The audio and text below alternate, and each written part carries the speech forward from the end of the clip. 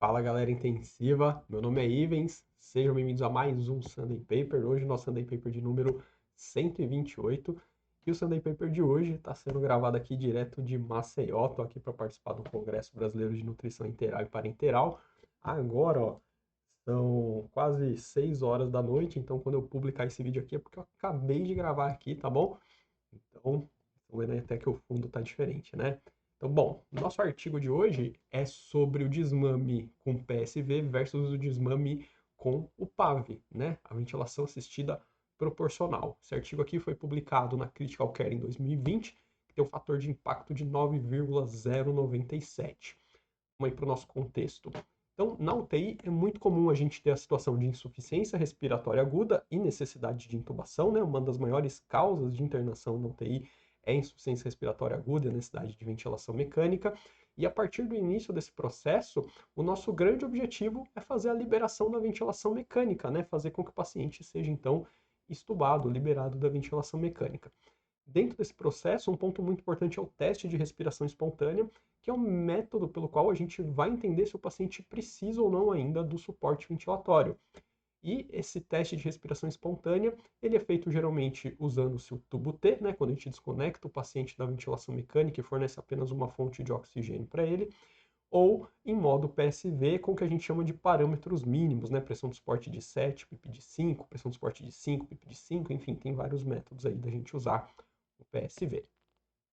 E aí, nesse processo, né, do desmame, a gente pode ter duas situações, digamos, nos extremos, né? Uma situação de atraso no desmame, que vai causar aí maior chance do nosso paciente ter uma pneumonia associada à ventilação mecânica, né? Quanto mais tempo em ventilação, mais chance dele ter essa pneumonia associada à ventilação. Lesão pulmonar induzida pela ventilação mecânica e disfunção diafragmática induzida pela ventilação mecânica. E obviamente isso vai levar aí a uma série de problemas que vai aumentar o tempo de ventilação, vai aumentar a comorbidade do nosso paciente e possivelmente aumenta também as taxas de mortalidade.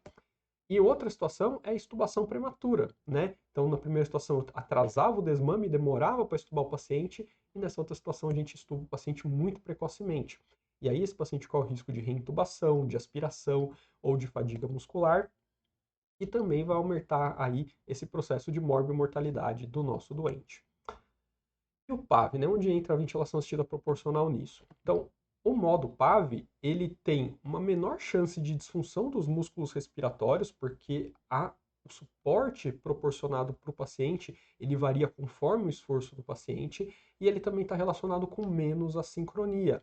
Assim, a gente conseguiria ter um maior sucesso no desmame. Será? Né? Então, o objetivo dessa revisão sistemática e dessa meta-análise foi comparar o uso do PAV e do PSV como métodos de desmame para facilitar a liberação da ventilação mecânica e também fornecer recomendações para a nossa prática clínica de qual seria o melhor modo aí para fazer esse desmame da ventilação mecânica e fazer aí o TRE. Então, a estratégia PICOT que eles usaram. População eram pacientes críticos adultos que passassem por mais que 24 horas em ventilação mecânica.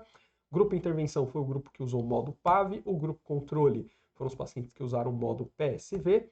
Os desfechos, né, de interesse foi sucesso no desmame, nosso desfecho primário, e os desfechos secundários, reintubação, tempo de internação e mortalidade.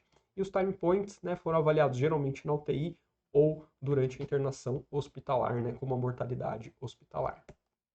Desenho do estudo foi uma revisão sistemática e meta-análise. Ele não falou se foi registrada prospectivamente na plataforma Próspero, então a gente não sabe, né, se tem esse registro na Próspero, não está claro isso no paper. Ele usou o Prisma e Cochrane Handbook para fazer aí a descrição do processo da revisão sistemática e da meta-análise. E ele não citou ali, pelo menos eu não encontrei no texto, que qual método ele usou para avaliar o risco de viés dos artigos que ele incluiu, tá? Então não ficou claro, pelo menos na minha leitura, eu não consegui entender isso completamente. Então, depois da busca na base de dados, eles encontraram 379 artigos, e depois de passados aí os critérios de inclusão e exclusão, sobraram então 7 estudos que foram incluídos na revisão sistemática e 7 estudos que foram incluídos aí na meta-análise. Então, nos resultados, ele encontrou 7 artigos, com um total de 634 pacientes, tanto clínicos quanto cirúrgicos, e esses estudos foram publicados entre 2008 e 2018, então aí artigos bastante recentes. Então aqui, primeiro resultado, né, taxa de sucesso no desmame. O que ele viu? Que o grupo de pacientes que usavam o modo PAV tinha uma maior chance de sucesso no desmame, ó, com risco relativo de 1,16. Então, usar o modo PAV aumentava a chance de sucesso no desmame da ventilação desses pacientes quando comparado ao modo PSV.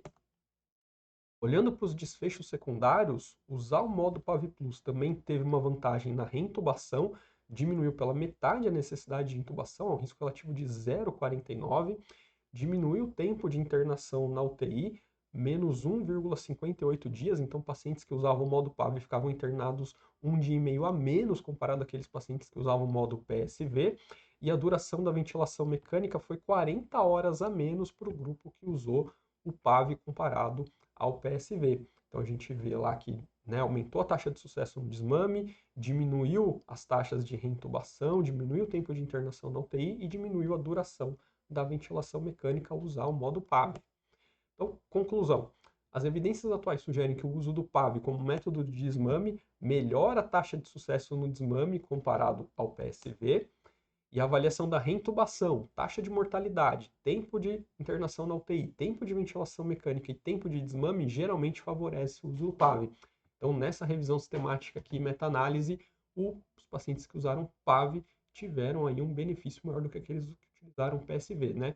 E aí, na nossa UTI, o que vocês utilizam? Vocês utilizam PSV? Vocês utilizam PAV? Você já utilizou o PAV alguma vez? É um modo que eu gosto bastante, né? A gente tem o PAV Plus no Bennett, por exemplo, que sempre que eu posso eu utilizo ele, preferencialmente o PSV, porque eu realmente vejo que os pacientes ficam mais sincrônicos e que eu não consigo sentir na prática que esse desmame é mais rápido, mas eu vejo que a ventilação flui melhor, tá bom? Então, ó, não esquece de deixar aquele joinha, de clicar na setinha aqui, compartilhar esse vídeo com sua galera lá no WhatsApp, deixar aí seu comentário. Se você não é inscrito, se inscreve no canal. Se você já é inscrito, propaga aí e manda para sua galera, traz mais gente aí pra gente crescer esse canal cada vez mais, beleza?